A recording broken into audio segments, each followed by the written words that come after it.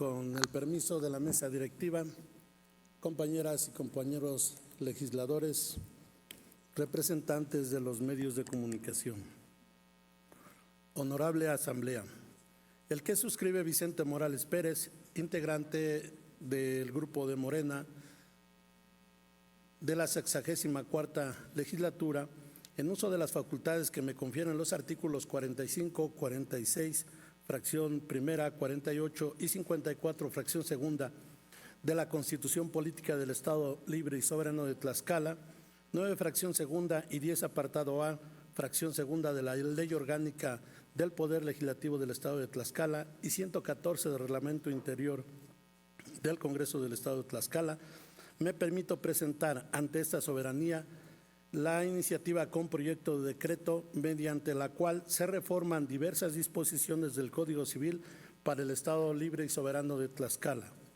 Los derechos humanos en México, sin duda alguna, han tenido un avance significativo. Sin embargo, considero es muy importante que sigamos legislando en esta materia. Después de muchos años de lucha en diferentes países del mundo a favor de los derechos humanos, se han elaborado en México leyes y diversas políticas públicas para propiciar el reconocimiento y garantía de estos, ampliando el marco de los derechos humanos y de lo que implica para la sociedad el no respetarlos y para los sistemas de justicia no garantizarlos, privilegiando el derecho de acceder a una vida libre de violencia. Sin embargo, aún existen serios rezagos para lograr la garantía y el pleno ejercicio de estos derechos.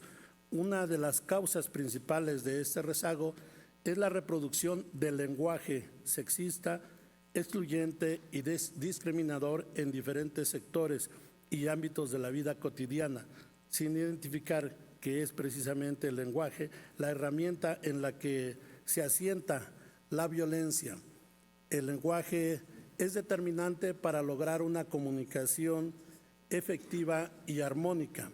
El lenguaje como elemento socializador genera, distribuye e implanta valores, creencias, formas de relación y de trato, así como de calificativos, etiquetas, marcas y señalamientos que permean en la vida de las personas y que le dan forma a una manera concreta de pensar.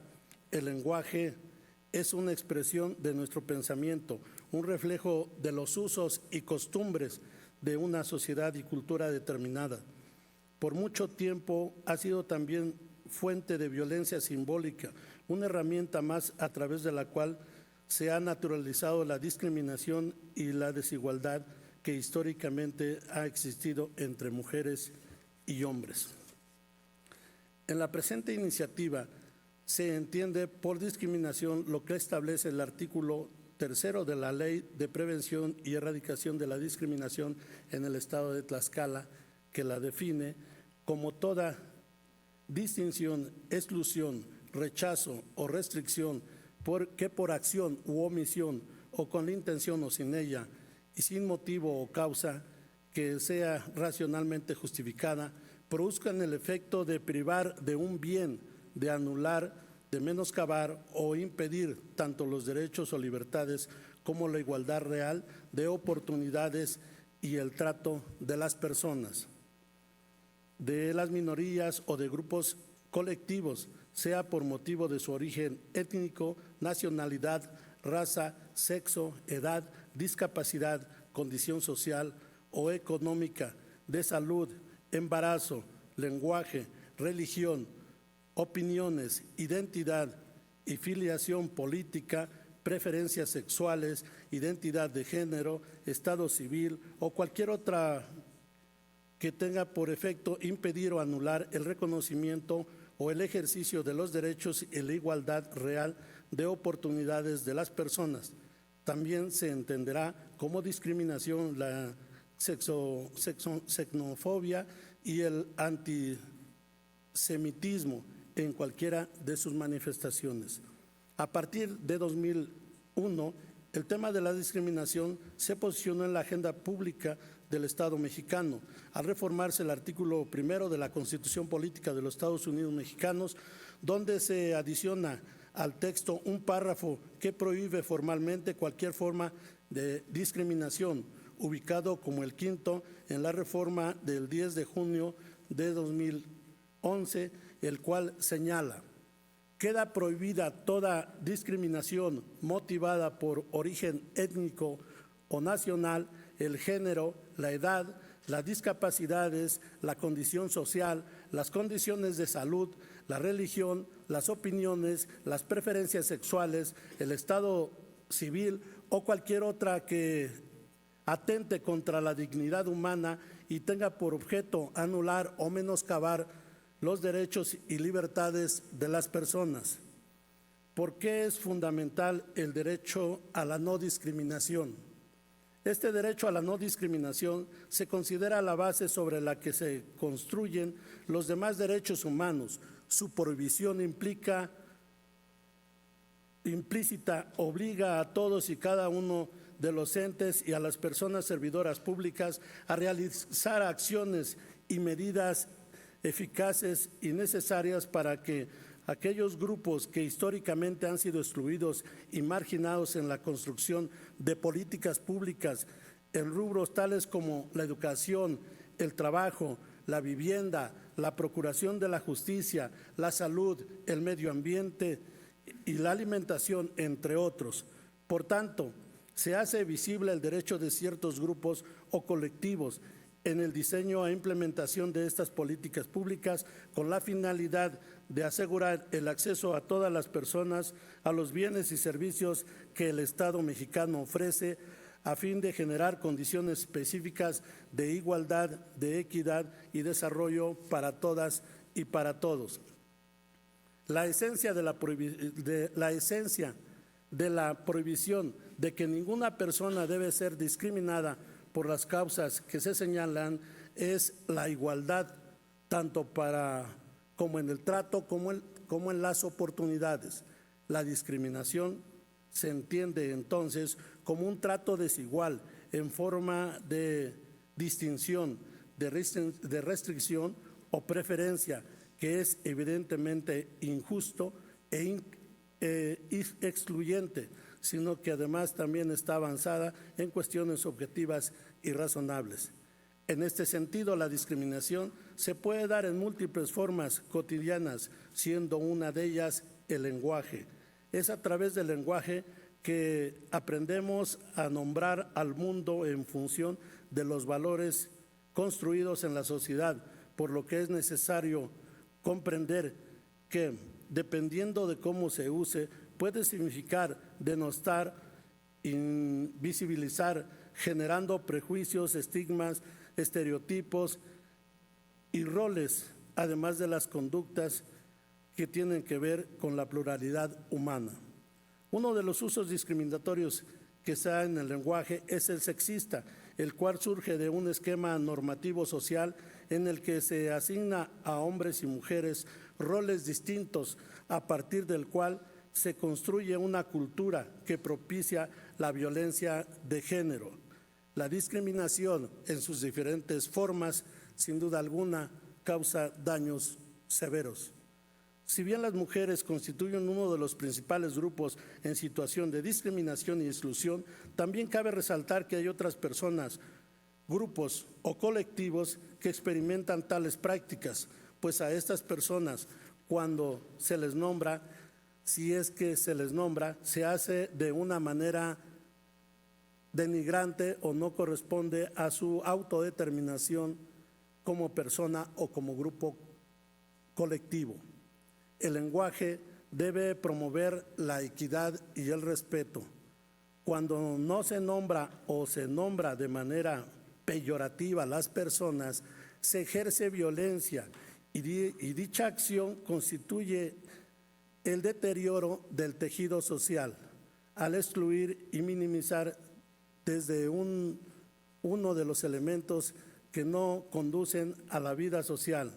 Es por ello que el lenguaje debe reflejar concepciones de igualdad, de inclusión y de respeto para encaminarnos hacia una sociedad armónica y equilibrada, es decir, incluirnos en esta dinámica social participando desde el lenguaje, ser inclusivo para referirnos a las personas, grupos y colectivos, no solo es un acto ético, también es un derecho.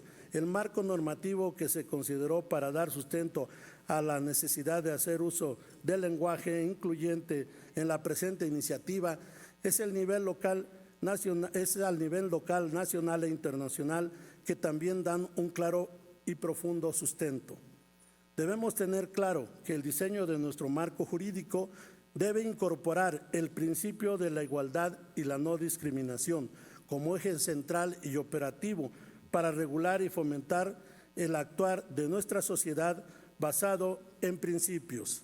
En virtud de ello, se considera una condición de suma importancia la construcción de un lenguaje incluyente en toda nuestra legislación que visibilice y nombre de manera adecuada a los grupos y personas en cuestión de discriminación, que utilice de manera correcta los genéricos tanto en masculino como en femenino, eliminando el uso exclusivo del masculino, y que respete las normas gramaticales para que todas y todos podamos ser nombrados y nombradas, así como consideradas y considerados de una manera respetuosa y digna, libre de prejuicios, estigmas y discriminación.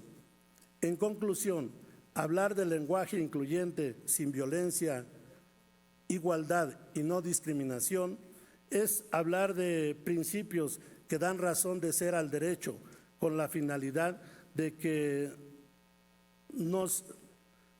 se refieran de manera incluyente y con respeto, el cual debe representarse de manera en la comunicación y mejorar en la convivencia de la colectividad, estableciéndose las diferentes formas que rigen al Estado por el bienestar de nuestra sociedad tlaxcalteca. Con base en la exposición de motivos de esta iniciativa, me permito presentar a esta soberanía la siguiente iniciativa con proyecto de decreto. Artículo único. Con fundamento lo dispuesto por los artículos 45, 46, fracción primera, 48 y 54, fracción segunda de la Constitución Política del Estado Libre y Soberano de Tlaxcala, 9, fracción 2 y 10, apartado A, fracción segunda de la Ley Orgánica del Poder Legislativo del Estado de Tlaxcala y 114, Reglamento Interior del Congreso del Estado de Tlaxcala, se reforma las fracciones segunda, sexta y décima del artículo 43, el artículo 181, las fracciones primera, segunda, tercera, cuarta y quinta del artículo 293, el párrafo primero y el segundo del artículo 304, el artículo 306, la denominación del capítulo 4 del título noveno, el artículo 349, el artículo 350, el artículo 2644, el artículo 2645, las fracciones primera, segunda, tercera, cuarta, quinta, sexta y séptima del artículo 2808, el artículo 2823, el artículo 2824, el artículo 2838, el artículo 2839 y el artículo 2948, todos del Código Civil para el Estado Libre y Soberano de Tlaxcala, para quedar como sigue. Artículo 43, quedan los mismos términos. Fracción primera, también quedan los mismos términos. La fracción segunda, la falta de consentimiento de quien ejerza la tutela de la persona mayor incapaz o de la persona que funja como juez de lo familiar respecto de las mismas personas incapaces en sus respectivos casos. De la fracción tercera a la quinta quedan los mismos términos. Fracción sexta, en atentado contra la vida de alguna de las personas casadas para casarse con la persona que quede libre. Fracción séptima a la décimo primera quedan los mismos términos. Fracción decimosegunda, la discapacidad mental, intelectual o psicosocial. Fracción decimotercera, quedan los mismos términos y los siguientes párrafos también. Artículo 181. Si el marido está en tutela por causa de discapacidad mental, intelectual, psicosocial u otro motivo que le prive de la inteligencia, este derecho puede ser ejercido por su tutor. Si éste no lo ejerce, podrá hacerlo el marido después de haber salido de la tutela, pero siempre en el plazo antes designado, que se contará desde el día en que legalmente se declare haber cesado el impedimento. Artículo 293, fracción primera, las personas menores de edad. Fracción segunda, las personas mayores de edad con discapacidad mental, psicosocial o intelectual, aun cuando tengan intervalos lúcidos. Fracción tercera, las personas con discapacidad auditiva que no saben leer ni escribir. Fracción cuarta, las personas ebrias constitucionarias y las que habitualmente hacen uso no terapéutico de enervantes, estupefacientes, psicotrópicos o de cualquier otra sustancia que altere la conducta y conduzca farmacodependencia. Y fracción quinta, las personas mayores de edad cuyo estado de salud les impida tomar decisiones por sí mismas mientras dure aquel. Artículo 304, personas menores de edad con discapacidad mental, psicosocial, intelectual o auditiva o que se encuentren en el caso de la fracción cuarta del artículo 293, estarán sujetos a la tutela de menores mientras no lleguen a la mayoría de edad. Si al cumplirse continuar el impedimento, la persona incapaz se sujetará a la nueva tutela, previo juicio de interdicción, en el que serán oídas también las personas que funjan como tutor y la persona que funja como curador anteriores. Artículo 306.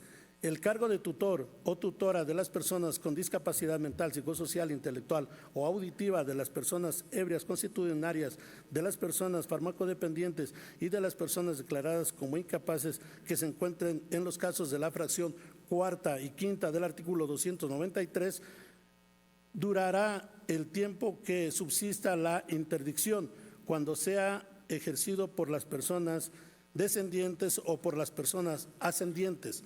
La persona cónyuge solo tendrá obligación de desempeñar el cargo mientras conserve su carácter de cónyuge. Las personas extrañas que desempeñen la tutela de que se trata tienen derecho a que se les releve de ellas a los 10 años de ejercicio. Título noveno, capítulo cuarto. De la tutela legítima de las personas con discapacidad mental, psicosocial, intelectual, auditiva, personas ebrias y de las personas farmacodependientes, artículo 349. No pueden ser tutoras o tutores, ni curadoras o curadores de las personas con discapacidad mental, psicosocial o intelectual, las personas que hayan sido causa de la discapacidad, ni las que hayan fomentado directa o indirectamente. Artículo 350. Lo dispuesto en el artículo anterior se aplicará en cuanto fuere posible a la tutela de las personas con discapacidad mental, psicosocial, intelectual, auditiva y farmacodependientes. Artículo 2644. También lo es el hecho por las personas con discapacidad mental, psicosocial e intelectual en un servidor lúcido, en un intervalo lúcido, con tal que se observen las prescripciones siguientes. Artículo 2645. Siempre que una persona con discapacidad mental, psicosocial e intelectual pretenda hacer testamento, la persona que funja como representante legal y en defecto de esta, cualquier persona prestará solicitud por escrito a la persona que funja como juez, quien acompañará a las dos personas facultativas para representarles con especialistas en la materia. Se trasladarán a la casa del o la paciente para que examinen al enfermo o enferma y dictaminen acerca de su estado mental. Las personas que funjan como juez deberán asistir al examen del enfermo o enferma y harán según sea el caso, cuantas preguntas estime convenientes a fin de cerciorarse de su capacidad para atestar. Artículo 2808, fracción primera. Las personas amanuenses del notario o notaria que lo autorice. Fracción segunda, las personas con discapacidad visual y las que no entiendan el idioma del testador o testadora. Fracción tercera, las personas que cuenten con discapacidad auditiva. Fracción cuarta, las personas incapaces. Fracción quinta, las personas que no tengan la calidad de domiciliadas, salvo en los casos exceptuados por la ley. Fracción sexta, las personas herederas o legatarias, sus personas descendientes, ascendientes, la persona que sea su cónyuge o sus hermanas o hermanos. El concurso como testigo de una de las personas a que se refiere esta fracción solo produce efectos la nulidad de la disposición que beneficia a ella o a sus mencionados parientes. Fracción séptima, las personas que hayan sido condenadas por delito de falsedad. Artículo 2823. La persona con discapacidad auditiva, pero que sepa leer, deberá dar lectura a su testamento. Si no supiere o no pudiera hacerlo, designará a una persona que lea en su nombre. Artículo 2824. Cuando sea una persona con discapacidad visual la que funja como testador, se hará una lectura a su testamento 2 veces, una por la persona que desempeñe la función como notario, como está prescrito por el artículo 2819, y la otra por la persona que el testador o testadora designe, pudiendo ésta ser uno de los testigos instrumentales o que determine. Artículo 2838. La persona con discapacidad auditiva podrá hacer testamento cerrado con tal que sea totalmente escrito y firmado por su propia mano, y que al presentarlo a la persona que ejerza de notario y ante 5 personas que funjan como testigos, escriba a presencia de todos sobre la cubierta que en aquel pliego contiene su última voluntad y va escrita y firmada por ella misma. El notario o notaria declarará en el acta de la cubierta que la persona que ejerce como testador lo escribió así, observándose además lo dispuesto por los artículos 2831, 2833 y 2834. Artículo 2839. La persona que sea muda o sordomuda puede hacer testamento cerrado con tal de que esté escrito de puño y letra, o si ha sido escrito por otra persona, lo anote así la persona que funja como testador y firme la nota de su puño y letra, sujetándose a las demás solemnidades prescritas para esta clase de testamentos. Artículo 2948. Las personas con discapacidad auditiva que no estuvieran en tutela y supieran escribir podrán aceptar o repudiar la herencia por sí o por persona que se desempeña como su procurador, pero si no supiera escribir, la aceptará en su nombre la tutora o tutor que haya sido designada para ese caso, conforme a lo dispuesto en los asuntos de interdicción. Artículos transitorios. Primero, el presente decreto entrará en vigor al día siguiente de su publicación en el periódico oficial del Gobierno del Estado, sin perjuicio de lo que disponen los siguientes artículos transitorios. Segundo, se derogan todas las disposiciones que se opongan al presente decreto al Ejecutivo para que lo sancione y mande publicar, dado en la sala de sesiones del Palacio Juárez, recinto oficial del Poder Legislativo del Estado Libre y Soberano de Tlaxcala, en la ciudad de Tlaxcala de Xicotencan, a los 30 días del mes de mayo de 2023. Es cuanto.